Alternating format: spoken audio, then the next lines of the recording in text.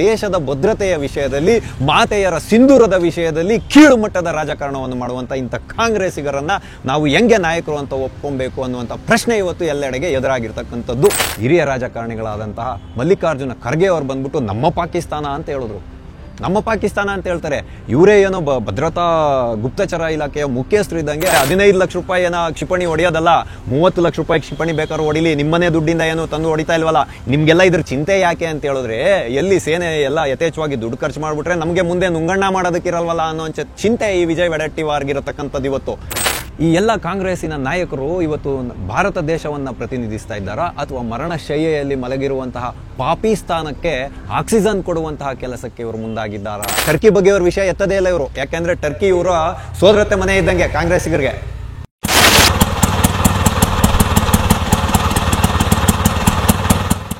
TV ವಿಕ್ರಮದ ಸಮಸ್ತ ವೀಕ್ಷಕರಿಗೆ ಆಟೋವಾಲಾ ಕಾರ್ಯಕ್ರಮಕ್ಕೆ ಆತ್ಮೀಯವಾದ ಸ್ವಾಗತ. ನಾನು ನಿಮ್ಮ ಜಯಂತ್ ಪಾಂಡೆ. ಸ್ನೇಹಿತರೆ, ಆಟೋವಾಲಾ ಕಾರ್ಯಕ್ರಮಕ್ಕೆ ನಾವಿಂದು ಆಯ್ದುಕೊಂಡಂತಹ ವಿಷಯ ಹೇಸಿಗೆ ಹುಟ್ಟಿಸುತ್ತಿದೆ ಕಾಂಗ್ರೆಸ್ಸಿಗರ ಹೇಳಿಕೆಗಳು. ದೇಶದಾದ್ಯಂತ ಇವತ್ತು ಕಾಂಗ್ರೆಸ್ಸಿನ ಮುಂದಿನ ಸಾಲಿನಲ್ಲಿರ್ತಕ್ಕಂಥ ನಾಯಕರ ಹೇಳಿಕೆಗಳು ಭಾರತೀಯರಲ್ಲಿ ಹೇಸಿಗೆ ಹುಟ್ಟಿಸ್ತಾ ಇದೆ. ಇವ್ರ ಬಗ್ಗೆ ಒಂಥರ ಮತ್ಸರವನ್ನು ಹುಟ್ಟಾಗ್ತಾ ಇದೆ. ಈ ಎಲ್ಲ ಕಾಂಗ್ರೆಸ್ಸಿನ ನಾಯಕರು ಇವತ್ತು ಭಾರತ ದೇಶವನ್ನು ಪ್ರತಿನಿಧಿಸ್ತಾ ಇದ್ದಾರಾ ಅಥವಾ ಮರಣಶಯ್ಯೆಯಲ್ಲಿ ಮಲಗಿರುವಂತಹ ಪಾಕಿಸ್ತಾನಕ್ಕೆ ಆಕ್ಸಿಜನ್ ಕೊಡುವಂತಹ ಕೆಲಸಕ್ಕೆ ಇವರು ಮುಂದಾಗಿದ್ದಾರಾ ಅಥವಾ ಪಾಕಿಸ್ತಾನ ಮಾಡಿರುವಂಥ ಭಯೋತ್ಪಾದನಾ ಕೃತ್ಯಗಳನ್ನು ಸಮರ್ಥನೆ ಮಾಡೋ ಮಟ್ಟಿಗೆ ಇವರು ಕೀಳು ಮಟ್ಟದ ರಾಜಕಾರಣ ಮಾಡ್ತಾ ಇದ್ದಾರಾ ಅಥವಾ ಇವತ್ತು ಆಪರೇಷನ್ ಸಿಂಧೂರ ಯಶಸ್ವಿಯಾಗಿದೆ, ಇವತ್ತು ದೇಶದಾದ್ಯಂತ ಜನರು ಸ್ವಯಂ ಪ್ರೇರಿತರಾಗಿ ತಿರಂಗ ಯಾತ್ರೆಯನ್ನು ಮಾಡ್ತಾ ಇದ್ದಾರೆ, ದೇಶ ಪ್ರೇಮವನ್ನು ಮೆರಿತಾ ಇದ್ದಾರೆ. ಎಲ್ಲೋ ಕೆಲವರು ದೇಶದ ಜೊತೆಯಲ್ಲಿ ಭ್ರಷ್ಟತೆಯನ್ನು ಮಾಡೋಕ್ಕೋಗಿ ದೇಶದ್ರೋಹಿ ಕೆಲಸಗಳನ್ನು ಮಾಡಿರುವಂಥ ಯೂಟ್ಯೂಬರ್ಗಳು ಸಿಕ್ಕಾಕೊಳ್ತಾ ಇದ್ದಾರೆ. ಅವ್ರು ಮಾಡಿರುವಂಥ ಎಲ್ಲ ಕಳ್ಳಾಟಗಳು ಇವತ್ತು ಬಯಲಿಗೆ ಬರ್ತಾ ಇರುವಂಥ ಇಂಥ ಸಂದರ್ಭದಲ್ಲಿ ಕಾಂಗ್ರೆಸ್ಸಿನ ನಾಯಕರು ನನಗೆ ವೇದಿಕೆ ಸಿಕ್ತು, ನನ್ನ ಮಾತುಗಳನ್ನು ಮಾಧ್ಯಮದವರು ಪ್ರಚಾರ ಮಾಡ್ತಾರೆ, ಆ ತನ್ಮುಖೇನ ಒಂದಷ್ಟು ಪ್ರಚಾರವನ್ನು ಗಿಟ್ಟಿಸ್ಕೊಳ್ಳೋಣ ಅಂತೇಳುವಂಥ ಕ್ಷುಲ್ಲಕ ರಾಜಕಾರಣ ಮಾಡೋದ್ರ ಮುಖಾಂತರ ದೇಶದ ಜನರಲ್ಲಿ ದ್ವಂದ್ವಗಳನ್ನು ನಿರ್ಮಾಣ ಮಾಡೋದ್ರ ಮುಖಾಂತರ ಆಪರೇಷನ್ ಸಿಂಧೂರದ ಬಗ್ಗೆ ಮತ್ತು ದೇಶದ ಭದ್ರತೆಯ ಬಗ್ಗೆ ಕೆಟ್ಟದಾಗಿ ಮಾತಾಡ್ತಾ ಇರುವಂಥ ಸಂದರ್ಭಗಳನ್ನ ನೋಡ್ತಾ ಇದ್ರೆ ಮನಸ್ಸಿನಲ್ಲಿ ಇವ್ರನ್ನೆಲ್ಲರನ್ನು ಕಂಡ್ರೆ ಒಂಥರ ಅಸಹ್ಯ ಉಂಟಾಗ್ತಾ ಇದೆ. ಇವರ ನಮ್ಮ ನಾಯಕರು ಅನ್ನುವಂಥ ಒಂದು ಪ್ರಶ್ನೆ ಇವತ್ತು ನಿರ್ಮಾಣ ಆಗ್ತಾ ಇರೋದು. ಸ್ನೇಹಿತರೆ, ಈ ಕಾಂಗ್ರೆಸ್ನ ನಾಯಕರ ಒಂದು ಷಡ್ಯಂತ್ರ ಏನು ಅಂತ ಹೇಳಿದ್ರೆ, ಇವಾಗ ಆಪರೇಷನ್ ಸಿಂಧೂರದ ಮುಖಾಂತರ ಮೊದಲನೆಯದಾಗಿ ಎಷ್ಟು ಯುದ್ಧ ವಿಮಾನಗಳು ಭಾರತದ್ದು ನಾಶ ಆಗಿದೆ ಅನ್ನುವಂಥ ಪ್ರಶ್ನೆ ಎತ್ತಿದ್ರು. ಅದರಿಂದ ಯಾವಾಗ ಒಂದು ಸ್ಪಷ್ಟತೆ ಸಿಕ್ಕೋಗಿ ಜನರಿಂದ ವಿರೋಧ ವ್ಯಕ್ತ ಆಯಿತೋ, ಇದರಲ್ಲಿ ಮೋದಿಯವ್ರದ್ದೇನು ಪಾತ್ರ ಇಲ್ಲ, ಸೇನೆಯ ಪಾತ್ರ ಇದೆ ಅಂತೇಳಿ ಬಿಂಬಿಸಲಾಯಿತು. ಅದು ಯಾವಾಗ ಜನರಿಂದ ವಿರೋಧ ವ್ಯಕ್ತ ಆಯಿತೋ, ಈಗ ಖರ್ಚು ವೆಚ್ಚಗಳ ಬಗ್ಗೆ ಮತ್ತು ಪಾಕಿಸ್ತಾನಿಯರ ಡ್ರೋನ್ಗಳನ್ನು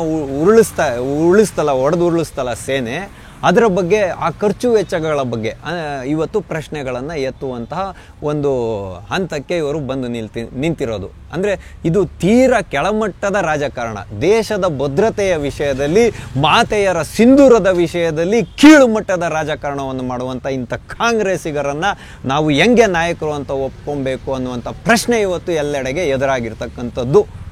ಯಾಕೆ ಅಂತ ಹೇಳಿದ್ರೆ, ನಾನು ಇವತ್ತು ಇದನ್ನು ಒತ್ತಿ ಹೇಳ್ತಾ ಇದ್ದೀನಿ ಅಂತ ಹೇಳಿದ್ರೆ, ಎಲ್ಲರ ಸರದಿ ಮುಗಿದ ಮೇಲೆ ನಮ್ಮ ಹಿರಿಯ ರಾಜಕಾರಣಿಗಳಾದಂತಹ ಮಲ್ಲಿಕಾರ್ಜುನ ಖರ್ಗೆ ಅವರು ಬಂದ್ಬಿಟ್ಟು ನಮ್ಮ ಪಾಕಿಸ್ತಾನ ಅಂತ ಹೇಳಿದ್ರು. ನಮ್ಮ ಪಾಕಿಸ್ತಾನ ಅಂತ ಹೇಳ್ತಾರೆ. ಇವರೇ ಏನೋ ಭದ್ರತಾ ಗುಪ್ತಚರ ಇಲಾಖೆಯ ಮುಖ್ಯಸ್ಥರು ಇದ್ದಂಗೆ 17ನೇ ತಾರೀಕು ಪ್ರಧಾನಮಂತ್ರಿಗಳು ಕಾಶ್ಮೀರಕ್ಕೆ ಹೋಗ್ಬೇಕಾಗಿತ್ತು, ಇವ್ರ ಮೇಲೆ ದಾಳಿ ಆಗ್ಬಿಡುತ್ತೆ ಅನ್ನೋ ಅಂಥದ್ದು ಮಾಹಿತಿ ಇದ್ದಿದ್ದಕ್ಕೋಸ್ಕರ ನಿಲ್ಲಿಸ್ಕೊಂಡ್ಬಿಟ್ರು. ಅದನ್ನು ಜನಗಳು ಹಾಳಾಗೋದ್ರೆ ಏನಾಯಿತು, ಹಂಗಾಗಿ ಇಲ್ಲಿ ಸೆಕ್ಯೂರಿಟಿ ಫೇಲ್ಯೂರ್ ಆಗಿದೆ, ಭದ್ರತಾ ವೈಫಲ್ಯ ಆಗಿದೆ ಅಂತ ಹುಯಿಲೆಬ್ಬಿಸಕ್ಕೆ ಹೋದರು. ಅವ್ರದ್ದು ಒಂದಾದಮೇಲೆ ಈಗ ನಿನ್ನೆ ವಿಜಯ್ ವೆಡೆಟ್ಟಿವಾರ್ ಅಂತೆ, ಈತನ ಹೆಸರೇ ಸರಿಯಾಗಿ ತಿರ್ಗಲ್ಲ ಯಾರಿಗೂ, ವಿಜಯ್ ವೆಡೆಟ್ಟಿವಾರ್ ಅನ್ನುವಂಥ ಮಹಾರಾಷ್ಟ್ರದ ಒಬ್ಬ ಕಾಂಗ್ರೆಸ್ ನಾಯಕ ಇವತ್ತು ಸೇನೆ ಮಾಡಿದಂಥ ಕಾರ್ಯಾಚರಣೆಯ ಬಗ್ಗೆ, ಖರ್ಚು ವೆಚ್ಚಗಳ ಬಗ್ಗೆ ಸೊಲ್ಲನ್ನು ಎತ್ತಿರತಕ್ಕಂಥದ್ದು. ಈತ ಏನು ಹೇಳ್ತಾನೆ ಅಂತ ಹೇಳಿದ್ರೆ, ಪಾಕಿಸ್ತಾನ ಆ ಕಡೆಯಿಂದ ಚೈನಾದವರು ಮಾಡಿರುವಂಥ ಟರ್ಕಿ ಬಗ್ಗೆ ಅವ್ರ ವಿಷಯ ಎತ್ತದೇ ಇಲ್ಲ ಇವರು. ಯಾಕೆಂದರೆ ಟರ್ಕಿ ಇವರ ಸೋದರತೆ ಮನೆ ಇದ್ದಂಗೆ ಕಾಂಗ್ರೆಸ್ಸಿಗರಿಗೆ. ಇವತ್ತು ಟರ್ಕಿ ಅಷ್ಟೆಲ್ಲ ಮೆರಿತಾ ಇರೋದಕ್ಕೆ ಕಾರಣನೇ ಕಾಂಗ್ರೆಸ್ಸಿಗರು ಅಂತ ಇವತ್ತು ಎಲ್ಲ ಕಡೆಗೆ ಅನುಮಾನ ವ್ಯಕ್ತ ಆಗ್ತಾ ಇರ್ತಕ್ಕಂಥದ್ದು. ಅದನ್ನೆಲ್ಲ ನಾವು ನೋಡ್ಬೇಕಂದ್ರೆ 1947ನೇ ಇಸ್ವಿಯಿಂದ ಹಿಂದಕ್ಕೆ ಹೋಗ್ಬೇಕಾಗತ್ತೆ. ಅದನ್ನ ಆಮೇಲೆ ನಾವು ಮಾತಾಡೋಣ. ಈ ವೆಡೆಟ್ಟಿವಾರು ಇವತ್ತು ಏನಂತ ಪ್ರಶ್ನೆ ಎತ್ತಿದ್ದಾನೆ ಅಂತ ಹೇಳಿದ್ರೆ ಇವ್ರಿಗೆಲ್ಲ ಇವರು ಅನ್ನೋದಕ್ಕೇ ನಂಗೆ ಅಸಹ್ಯ ಆಗುತ್ತೆ. ಇವನು ಅಂತಲೇ ಮಾತಾಡ್ಬೇಕು ಇಂಥವ್ರನ್ನ. ಯಾಕೆ ಅಂತ ಹೇಳಿದ್ರೆ ಈತ ಏನು ಹೇಳ್ತಾ ಇದ್ದಾನೆ ಅಂದರೆ, ಚೈನಾ ಸಪ್ಲೈ ಮಾಡಿದಂಥ ಡ್ರೋನ್ಗಳನ್ನು ಬೆಲೆ 5,000 ರೂಪಾಯಿ, ಅದನ್ನು ನಮ್ಮ ಗಡಿ ಒಳಗಡೆ ತೇಲಿ ಬಿಟ್ಟಾಗ ಭಾರತೀಯ ಸೇನೆ 15 ಲಕ್ಷ ರೂಪಾಯಿಗಳ ಕ್ಷಿಪಣಿಯನ್ನು ಉಡಾಯಿಸಿ 5,000 ರೂಪಾಯಿ ಡ್ರೋನ್ನ ಹೊಡೆದಾಕುತ್ತೆ ಅಂತ ಇವತ್ತು ಸೇನೆಯ ಪರಾಕ್ರಮದ ಬಗ್ಗೆ, ಸೇನೆಯ ಚಾಣಾಕ್ಷತೆಯ ಬಗ್ಗೆ, ಸೇನೆಯ ಯುದ್ಧ ನೀತಿಗಳ ಬಗ್ಗೆ ಪ್ರಶ್ನೆ ಎತ್ತಿದಾನೆ ಈ ಭ್ರಷ್ಟನ ಮಕ ನೋಡ್ರೇ ಇಷ್ಟು ದಪ್ಪ ಇದೆ, ಇವನು ಹೊಟ್ಟೆ ನೋಡ್ರೆ ಇನ್ನು ಎಷ್ಟು ದಪ್ಪ ಇರುತ್ತೋ ಗೊತ್ತಿಲ್ಲ. ಇವತ್ತು ವೇದಿಕೆಗಳ ಮೇಲೆ ಕುಲ್ಲಂಕುಲ್ಲವಾಗಿ ಈ ರೀತಿಯಾದ ಹೇಳಿಕೆಗಳನ್ನು ಕೊಡ್ತಾನೆ.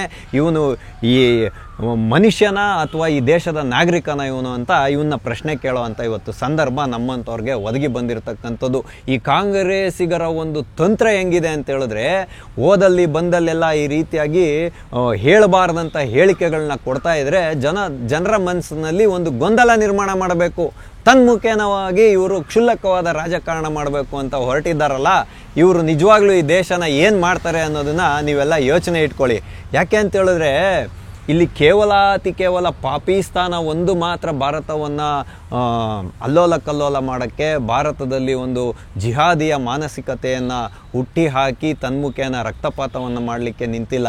ಪಕ್ಕದಲ್ಲಿ ಬಾಂಗ್ಲಾದೇಶ ಇದೆ, ಚೀನಾ ಆ ಕಡೆ ಹಾತೊರಿತಾ ಇದೆ, ಟರ್ಕಿ ಅನ್ನೋಂಥ ದೇಶ ಬಂದಿದೆ. ಎಲ್ಲ ದೇಶಗಳು ಸೇರಿಕೊಂಡು ಇವತ್ತು ಇದನ್ನು ಮಾಡ್ತಾಯಿದ್ರೆ, ನಮ್ಮ ಪ್ರಿಯಾಂಕ ಖರ್ಗೆ ಅವರು, ಮರಿ ಖರ್ಗೆ ಅವರು, ಇವ್ರೇನಂತ ಹೇಳಿಕೆ ಕೊಡ್ತಾರೆ ಕೇಳಿಸ್ಕೊಂಡಿದ್ದೀರಲ್ಲ ನೀವೆಲ್ಲ. ಇವ್ರದ್ದು ಹೇಳಿಕೆ ಕೇಳಿಸ್ಕೊಳ್ಳಿ. ಇವತ್ತು ಪಾಕಿಸ್ತಾನ ಯುದ್ಧಕ್ಕೆ ಸನ್ನದ್ಧವಾದಾಗ ಟರ್ಕಿ ಬಂತು, ಎಷ್ಟೊಂದು ದೇಶಗಳು ಅವ್ರ ಪರವಾಗಿ ಓಪನ್ ಆಗಿ ನಿಂತ್ಕೊಂಡ್ರು. ಭಾರತದ ಪರ ಯಾರಾದರೂ ಬಂದ್ರಾ ಅಂತ ಇವ್ರು ಪ್ರಶ್ನೆ ಎತ್ತುತ್ತಾರೆ. ಅಲ್ಲ ರೀ, ಹೇಳಿ ಕೇಳಿ, ಹಿಂದೂಗಳು ವಾಸ ಮಾಡ್ತಕ್ಕಂತಹ ಹಿಂದೂ ರಾಷ್ಟ್ರ ಅಂತ ಯಾವುದಾದ್ರೂ ಇದ್ದರೆ ಅದನ್ನು ನಾವು ಹಿಂದೂ ರಾಷ್ಟ್ರ ಅಂತ ಹೇಳಂಗಿಲ್ಲ, ಅದನ್ನು ವಿವಾದ ಮಾಡ್ತಾರೆ ಇವರು. ಹಿಂದೂಗಳು ವಾಸ ಮಾಡ್ತಕ್ಕಂಥ ಭೂಮಿ ಯಾವುದಾದ್ರೂ ಪ್ರಪಂಚದ ಮೇಲೆ ಇದ್ದರೆ ಅದು ಭಾರತ ಮಾತ್ರ. ಎಲ್ಲರೂ ಸೇರಿ ಭಾರತನ ಇಲ್ದಂಗೆ ಮಾಡಬೇಕು ಅಂತ ಷಡ್ಯಂತ್ರ ನಡೀತಾ ಇರುವಾಗ ಜಾಗತಿಕ ಮಟ್ಟದಲ್ಲಿ ನಮ್ಮ ಪರವಾಗಿ ಯಾರ್ರೀ ಬಂದು ನಿಂತ್ಕೊತಾರೆ? ನಮ್ಮ ಪರವಾಗಿ ನಾವೇ ನಿಂತ್ಕೊಬೇಕು. ಭಾರತದಲ್ಲಿ ಇರುವಂಥ ಭಾರತೀಯರೇ ಭಾರತದ ಪರ ನಿಂತ್ಕೊಬೇಕು, ಅದು ಗೊತ್ತಿರುವಂಥ ಪ್ರಶ್ನೆನೇ. ಆದರೆ ಇವತ್ತು ಟರ್ಕಿಯ ಬಗ್ಗೆ ಒಂದು ಚಕಾರವನ್ನು ಎತ್ತುತ್ತಾ ಇಲ್ಲ ಕಾಂಗ್ರೆಸ್ಸಿಗರು. ಯಾಕೆ ಎತ್ತುತ್ತಾ ಇಲ್ಲ? ಇದೆಲ್ಲ ಗಾಂಧೀಜಿಯವರ ಕಾಲಕ್ಕೆ ಹೋಗುತ್ತೆ. ಗಾಂಧೀಜಿಯ ಕಾಲದಲ್ಲಿ ಟರ್ಕಿಯಲ್ಲಿದ್ನಲ್ಲ ಒಬ್ಬ ಅಧ್ಯಕ್ಷ ಇದ್ನಲ್ಲ, ಇವನು ಬಂದು ಖಿಲಾಫತ್ ಅಂದರೆ ಈತ ಒಂದು ಇಸ್ಲಾಮಿಕ್ ಧರ್ಮಗುರು ಅಂತ ಇದ್ದ. ಈತನ್ನು ಕೊಲೆ ಮಾಡಿದಾಗ ಏನಾಗುತ್ತೆ ಅಂತ ಹೇಳಿದ್ರೆ, ನಮ್ಮ ದೇಶದಲ್ಲೂ ಖಿಲಾಫತ್ ಚಳುವಳಿ ಅನ್ನೋದು ಸ್ಟಾರ್ಟ್ ಆಗುತ್ತೆ. ಹಾಗಾಗಿ ಆ ಖಿಲಾಫತ್ ಚಳುವಳಿಗೆಲ್ಲ ಗಾಂಧೀಜಿಯವರು ಬೆಂಬಲ ಕೊಟ್ಟಿದ್ರು ಅಂತ ಹೇಳುವಂಥ ಎಲ್ಲ ವಿಷಯಗಳು ಇವತ್ತು ಬಂದಿರೋದು. ಅದು ಹೇಗಾದರೂ ಇರಲಿ, ಟರ್ಕಿಯ ವಿಷಯಕ್ಕೆ ಇವರು ಹೋಗಲ್ಲ ಕಾಂಗ್ರೆಸ್ಸಿಗರು. ಟರ್ಕಿಯ ವಿಷಯಕ್ಕೆ ಹೋಗದೇ ಇರೋವಂಥ ಕಾಂಗ್ರೆಸ್ ಇವತ್ತು ನಮ್ಮ ಪರ ಯಾರು ನಿಂತಿದ್ದಾರೆ ಅಂತ ಹೇಳ್ತಾ ಇರೋದು. ಅದಕ್ಕಾಗಿ ನಾವಿವತ್ತು ವೆಡೆಟ್ಟಿವಾರ್ ಇದ್ದಾರಲ್ಲ, ವಿಜಯ್ ವೆಡೆಟ್ಟಿವಾರು, ಇವರಿಗೆ ನಾವು ಒಂದು ಉತ್ತರವನ್ನು ಕೊಡಬೇಕು. ನೋಡಿ, ಡ್ರೋನ್ಗಳಲ್ಲಿ ಹಲವಾರು ವಿಧವಾದಂಥ ಡ್ರೋನ್ ಇರುತ್ತೆ. ಫಸ್ಟು ಡಮ್ಮಿ ಡ್ರೋನನ್ನು ಬಿಡ್ತಾರೆ, ಅದನ್ನು ಒಡೆದು ಉರುಳಿಸಿದ್ರೆ ನಮ್ಮ ಏರ್ ಡಿಫೆನ್ಸ್ ಸಿಸ್ಟಮ್ಗಳು ಎಲ್ಲಿದೆ, ಸೇನೆ IB ಅಂದರೆ ಇಂಟರ್ನ್ಯಾಷನಲ್ ಬಾರ್ಡ್ರಲ್ಲಿ ಯಾವ ರೀತಿಯ ನಿಗಾವಣೆಯನ್ನು ಇಟ್ಕೊಂಡಿದೆ ಅಂತ ಲೊಕೇಶನನ್ನು ಟ್ರೇಸ್ ಮಾಡೋದಕ್ಕೋಸ್ಕರ ಡಮ್ಮಿ ಡ್ರೋನ್ಗಳನ್ನು ಬಿಡ್ತಾರೆ. ಡಮ್ಮಿ ಡ್ರೋನ್ ಆದಮೇಲೆ ಬೇಹುಗಾರಿಕೆ ಮಾಡೋದಕ್ಕೋಸ್ಕರ ಎಲ್ಲೆಲ್ಲಿ ಸೇನೆಯ ಒಂದು ಮೂಮೆಂಟ್ ಶುರುವಾಗ್ತಾ ಇದೆ, ಎಲ್ಲೆಲ್ಲಿ ಎಷ್ಟೆಷ್ಟು ಸೇನೆ ಜಮಾವಣೆ ಆಗಿದೆ, ಎಂತೆಂಥ ಆಯುಧಗಳನ್ನು ನಮ್ಮ ಕಡೆಗೆ ಗುರಿಯಾಗಿ ಇಳ್ಳಾಗಿದೆ ಅಂತೇಳುವಂಥ ವಿಷಯವನ್ನು ತಗೊಳೋದಕ್ಕೆ ಬೇಹುಗಾರಿಕಾ ಡ್ರೋನನ್ನು ಬಿಡ್ತಾರೆ. ಅದಾದಮೇಲೆ ಭಾರತ ಅದಕ್ಕೆ ತಕ್ಕದಾದಂಥ ಪ್ರತ್ಯುತ್ತರವನ್ನು ಕೊಡದೇ ಇದ್ದಂಥ ಪಕ್ಷದಲ್ಲಿ ತನ್ನ ಯುದ್ಧ ವಿಮಾನಗಳನ್ನು ತೇಲಿಬಿಟ್ಟು ಉಡಿಸ್ ಮಾಡ್ತಾರೆ ಎಲ್ಲನೂ. ಹೇಳಿ ಕೇಳಿ ಪಾಕಿಸ್ತಾನ ಅಂತೇಳುವಂಥ ಪಾಕಿಸ್ತಾನ ಇದೆಯಲ್ಲ, ಈ ಪಾಕಿಸ್ತಾನಕ್ಕೆ ನಾಗರಿಕರನ್ನ ಕಟ್ಕೊಂಡು ಏನೂ ಆಗಬೇಕಾಗಿಲ್ಲ. ಸ್ವಚ್ಛವಾದಂತಹ ಒಂದು ಯುದ್ಧ ನೀತಿ ಯಾವುದಾದ್ರೂ ಇದ್ದರೆ ಸೇನೆ ಜೊತೆ ಬಡ್ದಾಡ್ತಕ್ಕಂಥದ್ದು ಮಾತ್ರ ಒಂದು ಸ್ಪಷ್ಟ ನಿಲುವು ಯುದ್ಧ ತಂತ್ರಗಳಲ್ಲಿ. ಆದರೆ ಪಾಕಿಸ್ತಾನಕ್ಕೆ ಇದೆಲ್ಲ ಯಾವುದು ಮಾನ್ಯತೆ ಇಲ್ಲ. ಅದಕ್ಕೇನೆಂದರೆ ಭಾರತದ ಮೇಲೆ ಆಕ್ರಮಣ ಮಾಡಬೇಕು, ಗ್ರೇಟರ್ ಪಾಕಿಸ್ತಾನ ಮಾಡಬೇಕು, ಆಜಾದ್ ಕಾಶ್ಮೀರ್ ಮಾಡಬೇಕು ಅನ್ನೋದಷ್ಟೇ ಅವರ ಮನಸ್ಸಲ್ಲಿ ನಿಲುವು ನಿಂತಿರೋದು. ಅಂಥ ಸನ್ನಿವೇಶ ಇರುವಾಗ ಅವ್ರು 5,000 ರೂಪಾಯಿ ಡ್ರೋನ್ಗೆ ನಾವು 15 ಲಕ್ಷ ರೂಪಾಯಿ ಕ್ಷಿಪಣಿ ಹೊಡೆದಾಕಿದ್ರೆ ಏನೂ ತಪ್ಪಿಲ್ಲ ವಿಜಯ್ ವೆಡೆಟ್ಟಿವಾರ್ ಅವರೇ, ತಿಳ್ಕೊಳ್ಳಿ. ಯಾಕೆ ಅಂತ ಹೇಳಿದ್ರೆ, ಇವತ್ತು ರೋಡಲ್ಲಿ ಹೋಗ್ತಕ್ಕಂಥ ಒಬ್ಬ ಮರ್ಡರ್ ಮಾಡಬೇಕು ಅಂತ ಚಿಂತನೆ ಮಾಡೋನು, ಹತ್ಯೆ ಮಾಡಬೇಕು ಅಂತ ಚಿಂತನೆ ಮಾಡೋನು 50 ಪೈಸದ ಬ್ಲೇಡನ್ನು 2 ಬೆರಳಲ್ಲಿ ಹಿಂಗೆ ಹಿಡ್ಕೊಂಡು ಕುತ್ತಿಗೆ ಮೇಲೆ ಹಿಂಗೆ ಹೊಡಿತಾನೆ.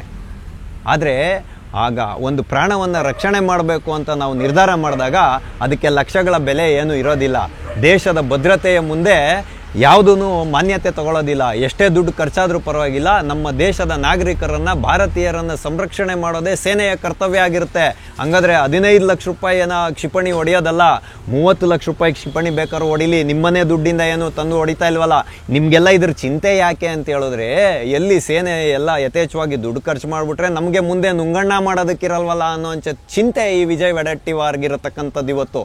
ಹಂಗಾಗಿ ಇಂಥ ಕೀಳು ಮಟ್ಟದ ರಾಜಕಾರಣ ಮಾಡುವಂಥ ಇಂಥವ್ರ ಮೇಲೆ ಸರ್ಕಾರ ಯಾವುದಾದ್ರೂ ಒಂದು ಕಾನೂನನ್ನು ಸೃಷ್ಟಿ ಮಾಡಬೇಕು. UAPA ಆ್ಯಕ್ಟ್ ಅಂತ ಇದೆ, ಅಥವಾ ದೇಶದ್ರೋಹದ ಕಾನೂನುಗಳಿದೆ. ಇಂಥ ಕಾನೂನುಗಳ ಅಡಿಯಲ್ಲಿ ಇಂಥವ್ರಿಗೆ ಶಿಕ್ಷೆ ಆಗೋ ರೀತಿಯಲ್ಲಿ ಮಾಡಬೇಕು. ಅದನ್ನು ಮಾಡೋಕ್ಕೆ ಹೋದ್ರೆ ಇವರು ಓ ಅಂತ ಬಾಯಿ ಬಡ್ಕೊತಾರಲ್ಲಪ್ಪ, ಕಾಂಗ್ರೆಸ್ಸಿಗ್ರ ಮೇಲೆ ಚೂಬಿದ್ರು ಅಂತ. ಇಂಥ ಕಾಂಗ್ರೆಸ್ಸಿಗರಿಗೆ ಏನು ಹೇಳೋದು?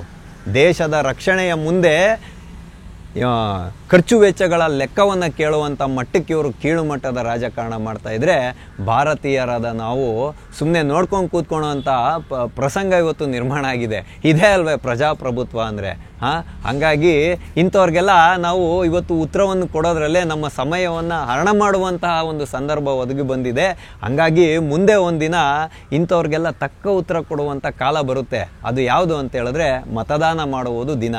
ಮತದಾನ ಮಾಡುವಾಗ ಇಂಥ ದೇಶ ವಿರೋಧಿ ಹೇಳಿಕೆಗಳನ್ನ ಕೊಡೋರನ್ನ, ಸೇನೆಯ ಮಾನ ಮರ್ಯಾದೆಯನ್ನು ಹರಾಜಾಕುವಂಥವ್ರನ್ನ ದೂರ ಇಡೋದ್ರ ಮುಖಾಂತರ ಪ್ರಜಾಪ್ರಭುತ್ವದ ಆಧಾರ ಸ್ತಂಭಗಳೇನಿದೆ ಅದನ್ನು ನಾವು ದೃಢಪಡಿಸ್ಕೊಳೋ ಕಡೆಗೆ ನಮ್ಮ ಗಮನವನ್ನು ಇಡಬೇಕು. ಮತ್ತು ರಾಷ್ಟ್ರ ರಕ್ಷಣೆಯ ವಿಷಯ ಬಂದಾಗ ಪ್ರತಿಯೊಬ್ಬ ಭಾರತೀಯನು ರಾಷ್ಟ್ರ ರಕ್ಷಣೆಗೋಸ್ಕರ ಟೊಂಕ ಕಟ್ಟಿ ನಿಲ್ಲಬೇಕು ಅಂತ ಹೇಳುವಂಥ ವಿಷಯದೊಂದಿಗೆ ಆಟೋವಾಲ ಕಾರ್ಯಕ್ರಮವನ್ನು ನಾವಿಂದು ಮುಗಿಸ್ತಾ ಇದ್ದೇವೆ. ಮುಂದೆ ಇಂತಹದ್ದೇ ಒಂದು ಕುತೂಹಲಕಾರಿಯಾದ ವಿಷಯದೊಂದಿಗೆ ನಾವೆಲ್ಲರೂ ಮತ್ತೆ ಭೇಟಿಯಾಗೋಣ.